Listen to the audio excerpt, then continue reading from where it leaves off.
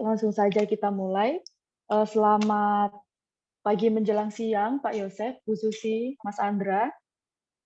Ya, selamat siang. Jadi hari ini kita ada ngobrol-ngobrol santai. Temanya kemarin masa depan Pancasila ya, Pak ya. Dan saya nanti tidak sendiri, saya ditemani teman saya, Ya. ada Mas Andra. Sebelum itu, Bapak bisa perkenalkan nama Bapak terus kesibukannya apa sekarang? Baik. Ya. Jadi yang pertama Mbak Pestra menanyakan tentang memperkenalkan diri saya gitu ya. Iya. Baik, jadi nama saya saat ini saya sibuk untuk running atau membesarkan atau mengerjakan lembaga yang disebut lembaga Institut Filsafat Pancasila yang didirikan pada tanggal 2 Juni 2022, jadi beberapa bulan yang lalu. Lembaga ini didirikan oleh atau di launching bersama dengan Ketua MPR RI, Bapak Dr. Bambang Susatyo, dan dihadiri juga oleh sejumlah anggota MPR dan anggota DPR, sekaligus dilaksanakan dalam sarasehan Hari Lahir Pancasila saat itu, dengan mengundang beberapa narasumber seperti Profesor Dr. Magni Suseno, Dr. Yudi Latif, dan Cinta Laura, dan saya sendiri. Animo dan respon cukup besar.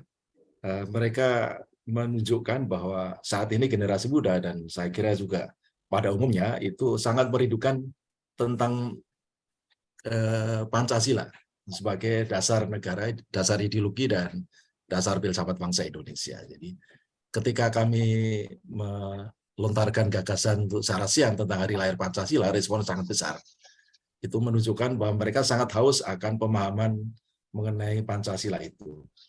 Inilah sekarang kesibukan saya.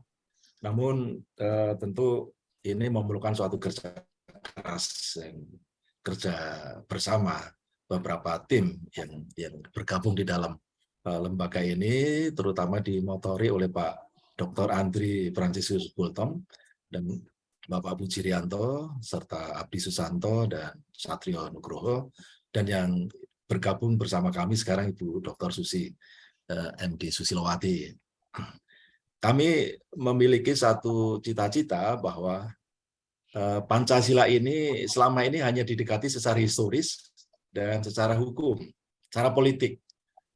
Padahal sejatinya sesuai dengan keinginan dari pendiri bangsa ini, Pancasila ini adalah sebuah sistem filsafat atau dasar filsafat, philosophical Grundslag kata Bung Karno ketika ditanya kalau negara ini mau merdeka didasarkan atas dasar filsafat apa. Nah, ketika saya mencoba mencari apakah ada lembaga yang khusus mengkaji dan mengembangkan Pancasila sebagai sistem filsafat, ternyata belum ada.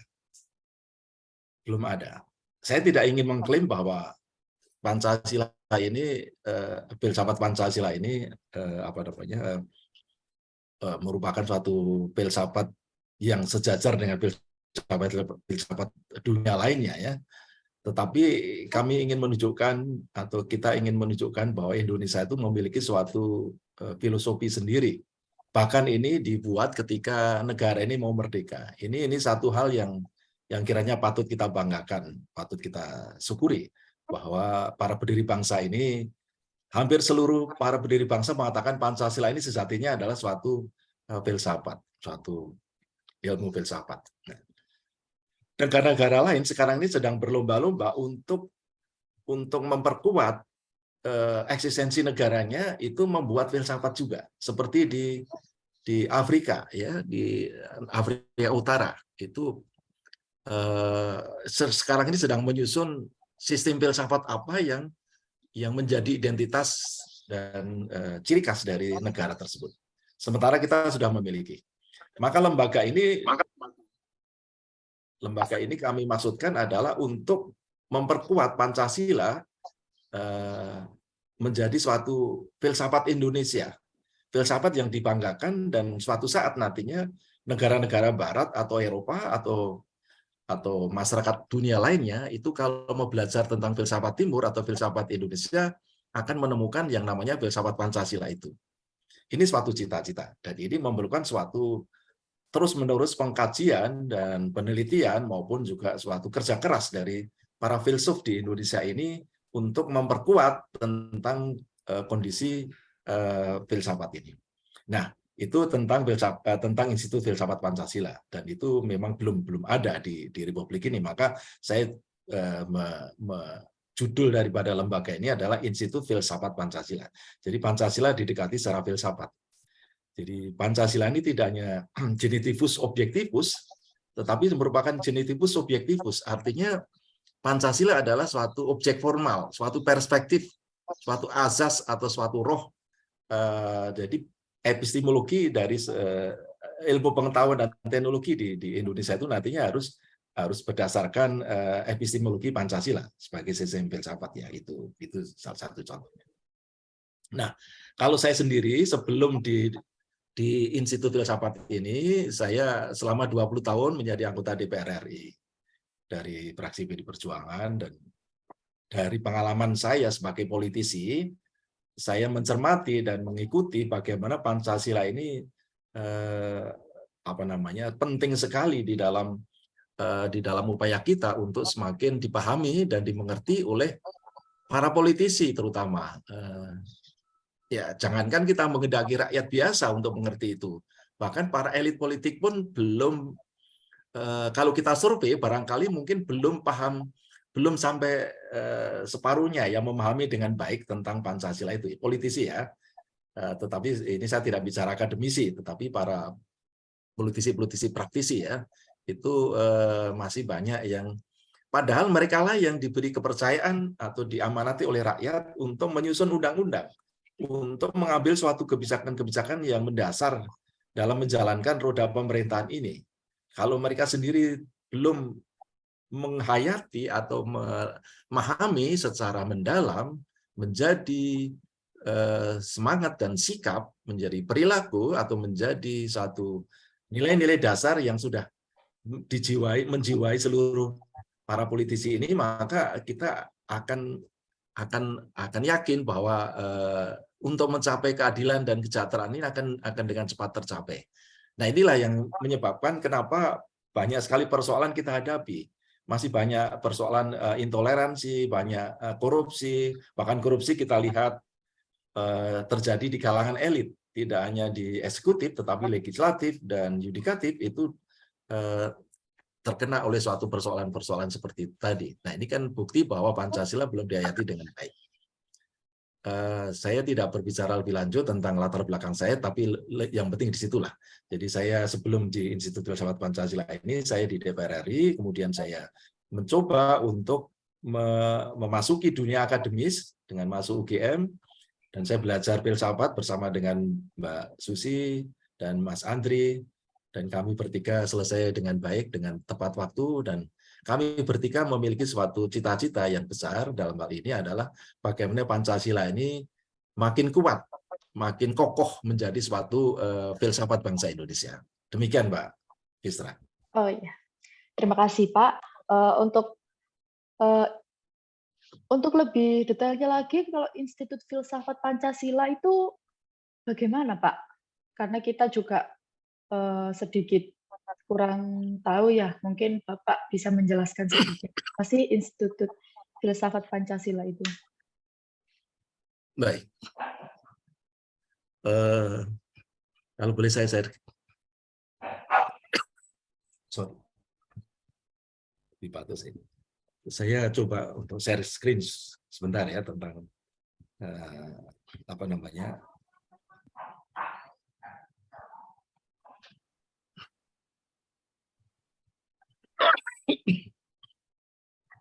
Ya.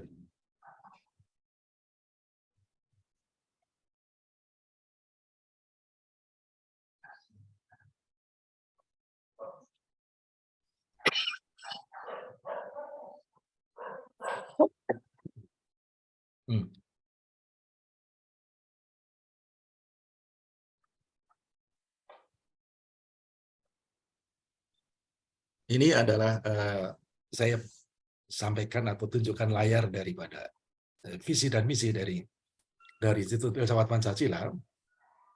Kami berkantor di Yogyakarta, kemudian diresmikan pada tanggal 2 Juni 2022 yang lalu oleh Bapak Ketua MPR, sambil melaunching buku saya tentang Hakikat Manusia Pancasila. Nah, jadi institut ini adalah sebuah lembaga kajian tentang filsafat Pancasila, berada di bawah naungan Yayasan Keadilan dan Kerakyatan, diinisiasi oleh 2 dokter lulusan UGM, yaitu saya dan Mas Andri, kemudian juga bergabung tuh Mbak Susi. Nah, kemudian visi dan misinya, kami mencita-citakan bahwa lembaga ini akan menjadi pelopor kajian filsafat Pancasila di Indonesia yang kritis dan kontekstual, serta memberikan manfaat bagi pemecahan permasalahan kehidupan berbangsa dan bernegara, dan menjadikan filsafat Pancasila sejajar dengan filsafat-filsafat lainnya di dunia. Itu visinya. Nah, misinya itu melakukan kajian, diskusi, seminar, dan publikasi, pendidikan dan pelatihan mengenai filsafat Pancasila. Jadi sekali lagi, kalau kita bicara Pancasila ini konteksnya adalah filsafat ya. Jadi kami ingin mendalami Pancasila ini dari ilmu filsafat, dari sudut pandang sistem filsafat. Ini visi dan misinya. Sedangkan kegiatannya atau tujuannya adalah melakukan kajian, penelitian, dan pengembangan filsafat Pancasila sebagai ilmu pengetahuan dan filsafat. Yang titik tekannya di sini adalah kajian dan penelitian, supaya ilmu filsafat itu menjadi suatu ilmu yang berkembang di Republik ini. Lalu yang kedua adalah menjadikan Pancasila sebagai perspektif atau objek formal atau analisis. Nah, ini maksudnya apa? Nanti setiap persoalan yang dihadapi oleh bangsa dan negara ini, ya termasuk kebijakan-kebijakan baik yang ditetapkan oleh eksekutif maupun legislatif, apakah itu sudah sesuai dengan Pancasila? Maka inilah tujuan dari filsafat Pancasila ini. Ini adalah menganalisa sejauh mana kebijakan-kebijakan elit-elit politik, elit-elit eksekutif ini betul-betul sesuai dengan nilai-nilai Pancasila atau tidak. Itu yang kedua. Yang ketiga, membumikan filsafat Pancasila. Membumikan itu artinya mempopulerkan, menjadikan filsafat Pancasila itu menjadi diskursus publik, menjadi suatu pembahasan atau pembicaraan yang dilakukan setiap hari oleh siapapun sebagai warga negara bangsa ini, apalagi mereka yang duduk sebagai pejabat-pejabat negara. Sedangkan ini struktur organisasinya, ini foto-fotonya sorry belum pada muncul, saya kira sudah lengkap ya, hanya belum ditampilkan di sini. Ada Pak Gabriel, ada Pak Satrio Nugroho, ada Pak Puji, ada Pak Andri, ini Bu Susi belum masuk, ini ada saya sebagai direktur. Nah, kemudian kegiatan yang dilakukan dalam hal ini adalah seperti tadi saya katakan di atas, kita melakukan penelitian dan pengkajian tentang apa itu filsafat Pancasila. Yang kedua, kita mengadakan seminar, webinar, diskusi, simposium, atau lokakarya. Ketiga, melakukan pelatihan dan kursus filsafat Pancasila. Ini belum berlangsung, sedang disusun program itu. Nanti kita akan kerjasama dengan UGM dan Telkom untuk melakukan pelatihan dan melakukan kursus penyusunan etika telekomunikasi dan sebagainya. Yang keempat, penerbitan dan publikasi ilmiah, membuat jurnal, membuat buku, laporan, penelitian, dan sebagainya. Yang kelima adalah kampanye media. Itu kegiatannya. Kegiatan utama adalah penelitian dan kajian filsafat Pancasila ini kita sedang merintis, kita sudah melakukan kerjasama dengan UGM untuk nantinya membantu UGM dalam rangka tridharma perguruan tinggi, terutama dalam hal pendidikan, pengkajian, dan pengabdian tentang Pancasila sebagai sistem filsafat. Mengenai seminar, diskusi, simposium ini sudah berlangsung beberapa kali. Setiap kali ada kegiatan kenegaraan seperti Hari Lahir Pancasila, Hari Pahlawan, Hari Sumpah Pemuda, Hari Kesaktian Pancasila, dan sebagainya, kami selalu tampil dan hadir untuk untuk melakukan refleksi dan mengajak kita semua untuk merenungkan dan mengkaji apa makna daripada hari-hari besar kenegaraan itu. Kaitannya dengan upaya kita untuk membangun wawasan kebangsaan dan memperkuat nilai-nilai kehidupan masyarakat berbangsa dan bernegara berdasarkan Pancasila tentunya. Kemudian, ini rencana kita akan melakukan kursus atau pelatihan tentang filsafat Pancasila itu kepada para guru, para dosen, para pejabat, para pengambil kebijaksanaan. Karena ini perlu sekali agar mereka ketika menyusun suatu kebijakan itu betul-betul didasarkan pada nilai-nilai Pancasila. Nah, ini tentu memerlukan satu upaya yang keras, yang besar ya untuk melakukan pelatihan dan kursus filsafat Pancasila ini. Nah, ini saya tentu lagi sedang mencoba melakukan kerjasama dengan Telkom, dengan pemerintah daerah dan sebagainya, atau kementerian-kementerian kepada para ASN supaya mereka diberikan wawasan tentang filsafat Pancasila tadi. Nah, ini buku saya tentang hakikat manusia Pancasila. Ini yang akan saya gunakan nanti sebagai dasar dari kursus kepada para anak-anak muda, ya, anak-anak muda atau siapapun nanti. Maka program kursus singkat ini akan saya gunakan untuk program kursus singkat.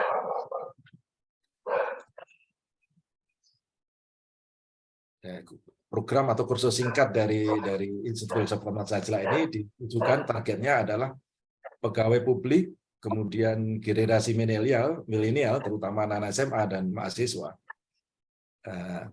Temanya tentang manusia Pancasila untuk pegawai publik ini. Nanti untuk mahasiswa juga ada. Filsafat Pancasila untuk milenial, untuk anak-anak SMA dan mahasiswa.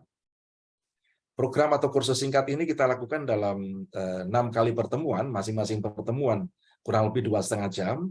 Intinya akan memberikan suatu kursus singkat, ya, tentang hakikat dari manusia Pancasila itu. Nah, mulai dari pengantar filsafat, kemudian konsepsi manusia dalam pandangan berbagai filsuf, dan kemudian yang ketiga adalah hakikat manusia Pancasila didasarkan pada buku saya tadi. Ini adalah tawaran-tawaran kegiatan atau kursus yang kami sajikan kepada siapapun yang berkeinginan untuk mendapatkan pendidikan atau kursus dari manusia Pancasila tadi. Itu saya kira, Mbak, mengenai visi dan misi dan kegiatan program daripada Institut Filsafat Pancasila tadi. Oh iya, terima kasih Pak Yosef. Menarik sekali ya topik hari ini karena kita membahas tentang Pancasila. Barangkali Mas Andro ada mau ditanyakan? Pembahasan tentang Pancasila. Baik, terima kasih Kak Vistra sudah memberikan kesempatan saya untuk bertanya. Terima kasih juga kepada Pak Yosef sudah bercerita dan memberikan banyak ilmu sekali yang menginspirasi juga bagi anak-anak muda. Seperti Pak Yosef ini adalah salah satu orang yang memang benar-benar harus menjadi panutan buat anak muda ke depannya, buat semangat belajarnya, dan juga semangat untuk mengetahui apa itu Pancasila, apa itu filsafat Pancasila. Nah, Pak Yosef, saya mohon maaf sebelumnya, saya ingin bertanya tentang tantangan Pancasila ini di masa kini dan masa yang akan datang. Oke, baik. Saya akan jelaskan tentang tantangan masa kini, dan saya kira tantangan ini bersifat jangka panjang, ya, tidak hanya sekarang, tapi juga ada yang masa lalu, tetapi juga masih relevan di masa sekarang. Yang pertama, saya coba cari slide saya dulu sebentar. Bisa terlihat, Mas? Bisa terlihat, ya? Tantangan kebangsaan kita, ya. Saya akan coba lihat. Yang pertama adalah sifatnya eksternal. Dengan berkembangnya globalisasi yang saya kira tidak bisa kita tolak. Artinya globalisasi terjadi dimanapun dari dulu sampai sekarang. Dan globalisasi ini, halo. Iya Pak, dengar ya? dilanjut. Nah, jelas dengar.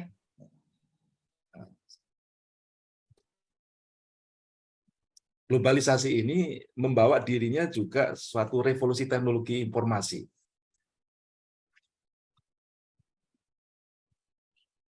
Teknologi informasi yang hampir terjadi dimanapun, termasuk di negara kita. Mau kita harus melakukan suatu kegiatan yang namanya reinventing tentang Pancasila, atau reinventing tentang manusia Pancasila, manusia Indonesia, reinventing tentang negara Republik Indonesia. Jadi globalisasi ini membawa suatu dampak yang luar biasa. Tentu akan berdampak juga pada nilai-nilai yang selama ini kita yakini dan kita anggap sebagai sebuah nilai-nilai dasar yang universal, yang mutlak dan tidak akan berubah. Nah, sejauh mana globalisasi ini mempengaruhi tentang pemahaman kita dan penghayatan kita tentang nilai-nilai tersebut. Kemudian rasionalisme. Rasionalisme di dalamnya itu ada liberalisme, ada individualisme, dan kapitalisme. Rasionalisme ini adalah suatu paham yang menekankan pada rasio, ya, tekanannya pada rasio. Manusia lebih pada titik tekannya pada rasio. Nah, ini bukan suatu nilai-nilai yang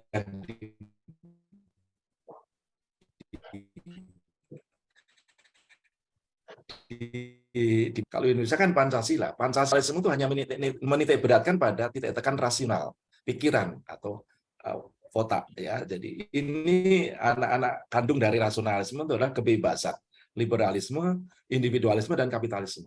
Sudah barang pasti ini akan menjadi suatu tantangan yang berat bagi nilai-nilai kegotong royongan, nilai-nilai kebersamaan, nilai-nilai kehidupan bersama di negara ini yang sekarang ini, yang tadi saya ceritakan bahwa intoleransi sudah terjadi cukup masif dan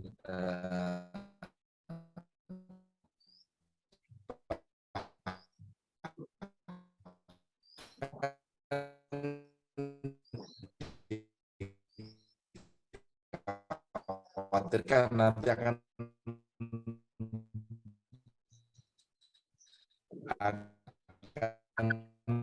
menjadi semakin meningkat. Pada ujungnya adalah materialisme, tantangan yang tidak sedikit, karena juga orang-orang paham marxisme, paham materialisme ini masih sangat kuat, ya. Terjadinya pragmatisme, terjadinya korupsi, terjadinya itu kan lebih titik tekannya pada pragmatis, pada hedonistik dan sebagainya. Tantangan internal ini intinya lebih pada fundamentalisme agama. Mulai dari konservatisme, kemudian sampai nanti pada terorisme, pada ekstrem kanan, penghayatan agama yang sempit, ya, munculnya TII, HTI, Taliban, ideologi khilafah, tuntutan keadilan, korupsi, dan sebagainya ini adalah suatu tantangan yang dari dalam sendiri. Termasuk pandemi virus corona kemarin itu, dan ini kan membuat kita harus betul-betul bagaimana nilai-nilai Pancasila ini bisa mengatasi persoalan-persoalan tersebut. Dan inilah saya kira tantangan-tantangan yang besar. Yang ketiga terutama adalah persoalan revolusi teknologi. Yang ketiga ini yang di sini tidak saya jelaskan, tapi saya ingin sampaikan bahwa revolusi teknologi informasi ini yang mengubah atau membuat manusia ini menjadi manusia digital, homo sapien menjadi homo digital. Sekarang ini kan ketidakberpikiran manusia dalam mengambil keputusan ketika kita berada memegang HP atau memegang gadget, ya, itu terjadi begitu saja. Artinya tanpa disadari oleh kita sebagai pengguna, kadang-kadang demikian. Bahkan sering terjadi, ya, karena memang sifat ciri khas daripada teknologi digital itu kan dekorporealisasi. Artinya tubuh kita ini kan tidak tersamar atau tidak dalam kontak fisik, kan tidak dalam kontak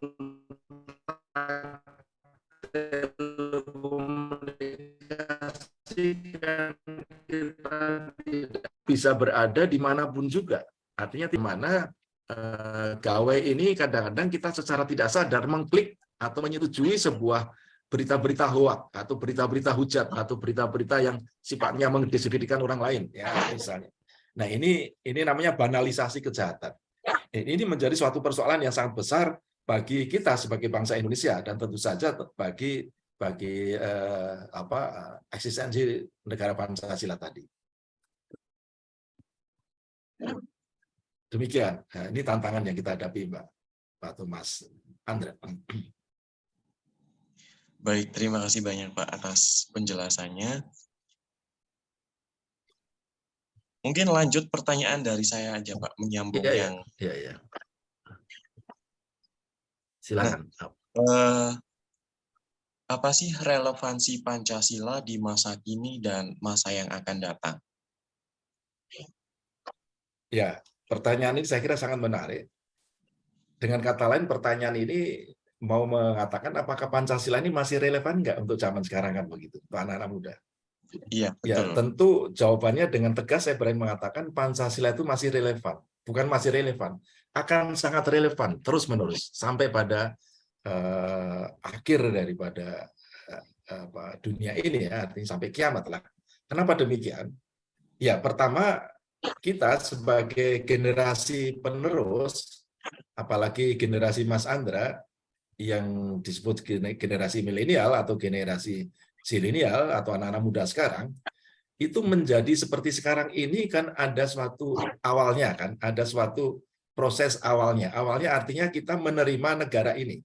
Kita mendapatkan sebuah negara yang merdeka, yang bebas, yang sekarang bisa menentukan nasib sendiri, yang berdaulat, yang bersama-sama kita membentuk satu bangsa menuju suatu cita-cita yang mau kita capai. Artinya apa? Artinya negara ini kan ada karena Pancasila. Negara ini yang dimana kita hidup, dimana kita makan, dimana kita bekerja, di mana kita berkeluarga, di mana kita mengembangkan kehidupan ini, ada disiapkan oleh sebuah pendahulu kita, yaitu para founding fathers, di mana para founding fathers tadi memerdekakan negara ini didasarkan pada nilai-nilai Pancasila. Nah, kalau sampai Pancasilanya sudah tidak relevan, maka negara ini juga sudah tidak relevan. Maka oleh karena itu, kita meyakini, atau para founding fathers juga meyakini, bahwa para pendiri bangsa ini mengatakan negara ini akan sampai pada suatu tujuan yang disebut keadilan dan kesejahteraan sosial, lahir dan batin, untuk semua warga negara tanpa kecuali, itu hanya bisa terjadi kalau kita semua melaksanakan didasarkan pada nilai-nilai Pancasila. Kan begitu. Nah, oleh karena itu tentu pasti sangat relevan, dan sampai kapanpun pasti harus relevan. Nah, tentu persoalannya adalah bagaimana mengimplementasikannya, itu yang menjadi masalah. Tapi kalau ditanya relevansi, saya kira masih sangat relevan dan harus. Karena apa?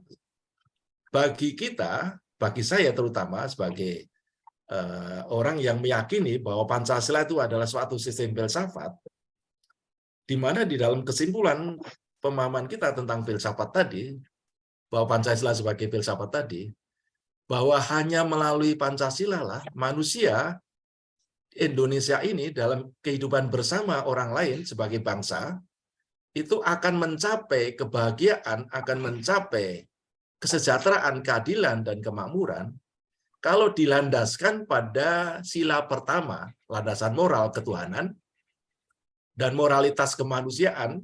Jadi sila pertama dan sila kedua sebagai landasan moralitasnya. Kemudian dengan prinsip kesatuan, dengan prinsip persatuan sila ketiga, dengan cara atau dengan demokrasi sila keempat, maka kita akan mencapai sila kelima. Nah, oleh karena itu, dalam penelitian dan pengkajian saya sebagai filsafat, Pancasila sebagai filsafat tadi, meyakini bahwa hanya melalui Pancasila ya manusia Indonesia itu akan mencapai kebahagiaan. Yang sebenarnya ya, yang sebenarnya. Artinya bukan kebahagiaan pribadi, tapi kebahagiaan sebagai bangsa. Sebagai hidup bersama di dalam sebuah negara kesatuan Republik Indonesia tadi. Itu relevansi daripada Pancasila. Di luar itu, saya yakin tidak mungkin akan terjadi kebahagiaan sebagaimana dicita-citakan oleh pembukaan Undang-Undang Dasar tadi. Itu Mas Andra. Baik, terima kasih. Nah, seperti yang Bapak jelaskan barusan, bagaimana implementasi atau pembumian Pancasila dalam kehidupan sehari-harinya, Pak? Nah, sekarang pertanyaan ketiga terkait dengan itu, maka memang pokok persoalannya adalah bagaimana supaya Pancasila ini bukan hanya menjadi sesuatu yang sifatnya abstrak. Karena memang namanya nilai-nilai itu pasti bersifat konsepsional, bersifat abstrak ya, karena konsep-konsep itu. Nah, supaya konsep ini membumi, supaya konsep ini nyata dan real, itu menjadi seperti bagaimana atau bagaimana caranya atau apa yang harus kita lakukan. Ya, yang pertama saya yakin dan saya berpendapat bahwa untuk sampai pada tataran implementasi itu tidak mungkin kalau kita tidak memahami lebih dahulu tentang apa itu Pancasila kan. Maka saya kira langkah pertama adalah semua lembaga tanpa kecuali termasuk lembaga keluarga itu seyogianya itu menanamkan nilai-nilai Pancasila ini kepada generasi muda. Menanamkan dulu. Memahami dulu apa itu Pancasila. Pancasila terdiri dari 5 sila tadi. Ketuhanan, kemanusiaan, persatuan, kerakyatan atau demokrasi, dan keadilan sosial. Nah, itu kalau tidak dipahami bagaimana dia bisa mengimplementasikan ya kan? Begitu. Nah, untuk memahami itu maka pendidikan-pendidikan di perguruan tinggi, pendidikan kepada generasi muda, bahkan tidak hanya kepada mahasiswa, mulai dari pendidikan Pancasila sejak PAUD, sejak anak-anak masih kecil, usia dini, kemudian sampai SD, SMP, dan seterusnya itu harus ada pendidikan formal. Ya, pendidikan formal untuk memberi penjelasan atau menjelaskan tentang apa itu Pancasila dulu. Nah, setelah itu baru kedua adalah dan nilai-nilai itu merupakan nilai-nilai yang ternyata merupakan nilai-nilai yang sangat mendasar. Contohnya begini, nilai atau sila pertama tentang ketuhanan yang Maha Esa. Kita harus mengajarkan kepada anak-anak kita, kepada penerus kita, bahwa kita ini adalah manusia yang mengakui dirinya adalah makhluk ciptaan. Kita percaya adanya Tuhan. Kita percaya bahwa hanya dengan peraturan-peraturan yang datang dari Tuhan, kita akan mencapai suatu kebahagiaan. Betul kan? Jadi manusia Indonesia itu adalah manusia yang percaya kepada Tuhan. Jadi maka oleh karena itu setiap agama harus menjelaskan dan harus mengajarkan tentang agamanya masing-masing. Kepercayaannya tentang kepada Tuhannya masing, bukan Tuhan masing-masing, Tuhan hanya satu ya, dengan caranya masing-masing begitu. Dengan apa ya? Dengan moralitas yang selama ini diajarkan oleh agama dan sebagainya ya. Itu tentang ketuhanan ya. Misalnya Tuhan menghendaki agar kita hidup saling mengasihi, kita hidup, kita saling menolong, kita saling membantu. Itu kan nilai-nilai yang diperoleh dari keimanan kita kepada Tuhan melalui agama kita masing-masing. Itu sila pertama. Kemudian sila kedua, apa maksudnya dan apa dimengerti kemanusiaan tadi? Bahwa manusia itu merupakan suatu makhluk yang sangat mulia, ya, ciptaan Tuhan yang memiliki martabat yang tinggi sekali, yang beradab lah, yang masing-masing berharga di mata Tuhan atau masing-masing berharga bermartabat satu sama lain. Maka kita harus menghormati dan menjaga martabat manusia. Siapapun manusia, yang namanya manusia pasti sudah memiliki suatu martabat yang sangat hak asasi manusia, kemudian kebutuhan dasarnya untuk hidup, untuk berpendidikan, untuk berkeluarga, untuk mengembangkan dirinya dan sebagainya. Jadi kita harus menghormati manusia tadi. Dan penghormatan itu tidak hanya bersaing seperti yang dikatakan Thomas Hobbes, homo homini lupus, atau manusia itu serigala bagi manusia lain, tetapi manusia itu adalah sesamanya. Manusia itu homo homini socius, hidup bersama yang saling mencintai. Jadi orang yang mampu membantu orang yang miskin, orang yang berpendidikan membantu orang-orang yang belum berpendidikan dan sebagainya. Ini sila kemanusiaan, sila kedua. Sila persatuan misalnya, itu konkretnya seperti apa? Implementasi seperti apa? Ya persatuan itu dalam arti bahwa semua itu dilakukan secara seimbang antara manusia yang berbadan dan berjiwa, kebutuhan badan dan kebutuhan jiwa itu harus dipenuhi secara seimbang. Kebutuhan badan untuk makan, untuk berpakaian, untuk bertempat tinggal, Sedangkan kebutuhan jiwa adalah suatu kemampuan otak, pendidikan, dan sebagainya. Jadi ini harus dilakukan secara seimbang. Ini merupakan satu kesatuan. Satu kesatuan juga berarti sebuah kebersamaan di dalam suatu kelompok, ya, seperti sebagai bangsa Indonesia. Ini adalah suatu nilai persatuan yang dijunjung tinggi. Kita tidak sendiri-sendiri, tetapi kita ingin mencapai kebahagiaan itu bersama-sama sebagai bangsa. Sorry. Ini persatuan. Kemudian kerakyatan atau sila keempat, demokrasi. Ketika manusia berkomunikasi dengan manusia lain, ketika kita bertemu dengan orang lain, ketika kita memilih pemimpin kita atau memilih orang-orang yang kita percaya untuk memperjuangkan nasib kita sebagai manusia, maka kita lakukan dengan cara berdemokrasi, dengan musyawarah, dengan menekankan pada asas kedaulatan rakyat, rakyat yang berdaulat dan sebagainya. Jadi hal-hal semacam inilah yang perlu kita jelaskan atau kita tularkan atau transferkan pengetahuan ini kepada anak-anak muda, kepada mahasiswa, kepada generasi milenial, kepada anak-anak mulai dari kecil, ya. Dilatih bagaimana bergotong royong, dilatih menghargai agama orang lain, dilatih untuk saling menolong dan sebagainya. Jadi banyak sekali. Ini pada tataran implementasi, ya, pada tataran implementasi tadi. Nah, tentu untuk orang-orang yang sudah berada di level eksekutif, paling penting adalah memberikan keteladanan, memberikan contoh, memberikan suatu perilaku yang baik, memberikan contoh kepada masyarakat, ya, kepada anak-anak muda terutama. Dan banyak kasus-kasus yang membuat kita ini kadang-kadang bingung. Ini orang-orang yang sudah dipercaya menjadi pejabat-pejabat publik, tetapi kelakuannya itu tidak mencerminkan jiwa Pancasilais dan sebagainya. Ini menjadi satu tantangan kita juga, menjadi persoalan kita di masa sekarang ini. Terima kasih, Mas Andre. Mbak Vistra, silakan tanya juga. Terima kasih banyak, Pak, atas jawabannya. Ini saya kembalikan ke Kak Vistra. Tadi sudah ngobrol banyak ya, Pak. Mohon maaf, tadi saya ada kendala sedikit. Jadi agak itu.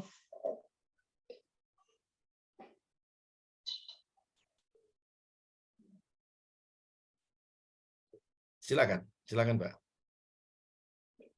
Tadi sudah membahas solusi implementasi, solusinya belum kali mungkin. Solusi belum. Oh, kalau kan zaman sekarang kan zaman sudah mulai berkembang ya, Pak, ya, teknologi juga sudah pesat. Nah, solusinya apa sih, Pak, yang harus kita lakukan apabila Pancasila ini sudah mulai diragukan atau nilai-nilai Pancasila ini sudah memudar gitu? Ya, ya, ini tadi juga sebenarnya tidak secara langsung sudah saya jawab, ya, dengan pertanyaan Mas Andra tadi soal apakah Pancasila itu masih relevan di zaman sekarang. Artinya kalau masih relevan itu kan orang masih mulai meragukan, kan begitu, tentang nilai-nilai yang kita yakini sebagai dasar dalam kehidupan berbangsa bernegara tadi, kan begitu. Nah, ketika kita menemui sebuah keraguan-keraguan seperti ini, maka kita harus betul-betul mulai menyusun sebuah strategi atau langkah-langkah yang komprehensif, ya. Yang tadi saya katakan pertama-tama harus semua lembaga negara tanpa kecuali, termasuk lembaga pemerintahan maupun non-pemerintahan, termasuk sampai ke tataran lembaga keluarga, RT, RW, pendidikan, atau TNI, atau Polri, dan sebagainya, mari kita bersama-sama melakukan suatu upaya total football, begitu. Total football itu artinya upaya kita untuk mengatasi persoalan ini. Nah, itu dengan apa, ya? Tentu dengan mewajibkan kepada semua anak-anak muda, semua yang berada di tingkatan pendidikan yang masih sekolah dan sebagainya, harus mempelajari atau kita harus memberikan pendidikan tentang Pancasila. Pancasila itu apa, ya, dan bagaimana? Tidak hanya secara konseptual, tetapi tentu Pancasila dalam arti yang konkret. Seperti misalnya kegiatan gotong royong atau kegiatan sambatan kalau di Jawa itu gotong royongan juga, atau kebiasaan kita untuk untuk menolong orang lain yang ketika berada dalam kesulitan dan sebagainya. Tetapi intinya yang utama tadi adalah upaya kita untuk memberitahukan atau menjelaskan atau mengajar atau mendidik anak-anak kita tentang apa itu Pancasila dulu. Itu dalam tataran formal maupun non formal ya. Supaya apa? Supaya Pancasila ini terus bergaung dan menjadi suatu keyakinan kita bahwa hanya melalui Pancasila lah tujuan atau cita-cita kita sebagai warga bangsa untuk mencapai kebahagiaan itu tercapai. Di luar Pancasila itu bukan kebahagiaan yang kita inginkan. Nah, kalau kita ingin menggantikan ingin memasukkan nilai-nilai di luar, apakah kita yakin bahwa itu akan bisa membawa kita kepada suatu kebahagiaan atau suatu cita-cita keadilan dan kemakmuran? Saya yakin tidak. Karena itu dipilih oleh para pendiri bangsa ini menjadi dasar bahwa hanya melalui Pancasila lah negara ini akan eksis ya, akan tetap langgeng, akan tetap mampu menghadapi berbagai persoalan yang dihadapi oleh bangsa ini. Begitu, Mbak. Itu mulai dari pendidikan dan pemahaman ya kepada warga dan masyarakat, anak-anak muda terutama. Dan yang kedua tentu dengan suri ketoledanan dan dengan contoh-contoh yang konkret ya. Dan melaksanakan berbagai peraturan terutama amanat Undang-Undang Dasar ya. Itu yang tentu harus dilaksanakan pada tataran eksekutif dan tataran legislatif dan sebagainya. Demikian, Mbak. Berarti tadi sudah membahas tentang tantangan, relevansi, implementasi, dan juga solusi. Solusi, iya. Iya. Berarti untuk pembahasan kali ini mungkin cukup sekian dulu, Pak, karena mungkin next time kita akan membahas lebih dalam lagi dan lebih asik lagi topiknya nanti. Dan mungkin Bapak ada pesan untuk zaman anak-anak milenial ini agar tetap membumikan Pancasila gitu, Pak? Ya, kepada anak-anak muda dan generasi baru atau generasi milenial dan zilenial, saya kira saya ingin mengajak kalian semua untuk menengok ke belakang atau untuk menyadari dan meyakini atau memahami, mendalami tentang dimensi daripada aspek dimensi daripada manusia yang itu berkerohanian tadi. Jadi bahwa manusia itu kan jasmani dan rohani. Itu tidak bisa ditolak, tidak bisa dibantah. Sampai kapanpun namanya manusia itu memiliki dimensi jasmani dan rohani. Nah, dimensi kerohanian itulah yang pada domainnya Pancasila. Pada domainnya Pancasila. Artinya manusia tanpa ada roh, tanpa ada suatu nilai atau semangat atau jiwa, berbadan dan berjiwa, dan itulah maka manusia tidak akan bisa mencapai tujuan daripada hidup manusia tadi. Hidup manusia itu untuk apa sih? Generasi muda dan kita semua, Mas Andra, Mbak Pira, itu kan tujuannya mau bahagia tuh. Mau bahagia bukan? Bahagia di sini tidak hanya secara jasmani toh. Tidak hanya secara materi, tidak hanya ingin kaya, tidak hanya ingin mempunyai rumah, tidak hanya ingin punya pakaian yang bagus, memiliki kendaraan, artinya bahagia secara materi. Kan tidak hanya itu, tetapi juga ingin bahagia secara rohani. Ya, secara utuh, lahir dan batin istilahnya begitu. Nah, sekarang ini orang lebih banyak dipicu oleh suatu keinginan untuk bahagia dari sisi materi saja. Nah, Pancasila itu mengarahkan kita untuk mengajak pada anak-anak muda ini supaya kita bisa mencapai kebahagiaan yang kita inginkan.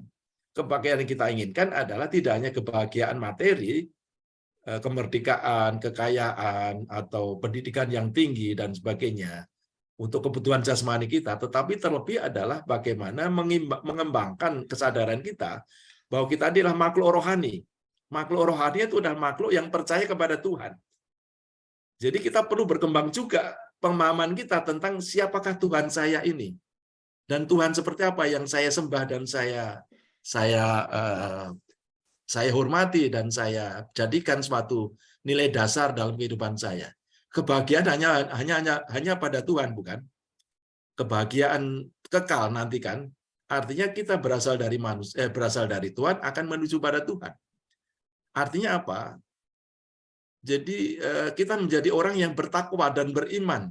Nah, itu jelas ini dimensi kerohanian. Lalu yang berikutnya, bahwa kebahagiaan sesuai dengan yang diinginkan Pancasila adalah kita sebagai manusia bersama-sama di Republik ini, bahagia tidak hanya bahagia untuk diri saya sendiri, tetapi saya juga mengusahakan kebahagiaan untuk orang lain. Artinya bahagia secara bersama-sama sebagai bangsa Indonesia ini. Kan kita tidak mau yang kaya semakin kaya, yang miskin semakin miskin, kan nggak mau sebagai bangsa itu kan. Kita ingin sama-sama bahagia, sosial. Kita ingin saling menolong dan saling membantu. Maka disebut keadilan sosial. Keadilan sosial bagi seluruh rakyat Indonesia tanpa kecuali. Tidak hanya untuk elit-elit politik atau elit-elit yang kaya saja yang bahagia. Rakyat miskin juga berhak mendapatkan kebahagiaan. Nah, didasarkan pada Pancasila. Itulah cita-cita Pancasila. Dan kebahagiaan itu dicapai dengan cara bukan masing-masing, tetapi dicapai dengan cara demokrasi politik dan demokrasi ekonomi. Sila keempat. Nah, inilah saya kira kita anak-anak muda untuk selalu memahami itu ya. Tentang nilai-nilai Pancasila tadi itu sangat mendasar dalam kehidupan kita bukan sebagai pribadi ya, tetapi sebagai hidup bersama dalam sebuah negara yang disebut Negara Kesatuan Republik Indonesia. Demikian, Mbak Fistra dan Mas. Oke, terima kasih Pak Yosef. Untuk kesimpulan ngobrol kita hari ini, kita sudah membahas tentang tantangan, relevansi, implementasi, dan juga solusi. Betapa pentingnya Pancasila dalam kehidupan sehari-hari ya Pak. Ya, kita sebagai anak muda jangan sampai melunturkan, memudarkan nilai-nilai Pancasila, karena Pancasila juga termasuk sebagai pedoman gitu buat kita. Pembahasan Pak Yosef tadi juga bilang biar kita selalu bahagia, tidak secara fisik saja, berarti juga secara rohani. Mungkin cukup sekian dulu Pak Yosef pembahasan ngobrol kita siang hari ini. Mungkin kita bisa lanjut di lain kesempatan untuk membahas lebih lanjut dan lebih mendalam, tentunya juga dengan topik yang asik. Bisa ditutup, Mas Andra? Mungkin ada pesan-pesan? Baik, jadi kita ketemu di lain kesempatan nanti dari salah satu dari staf dari Institut Filsafat lainnya ya.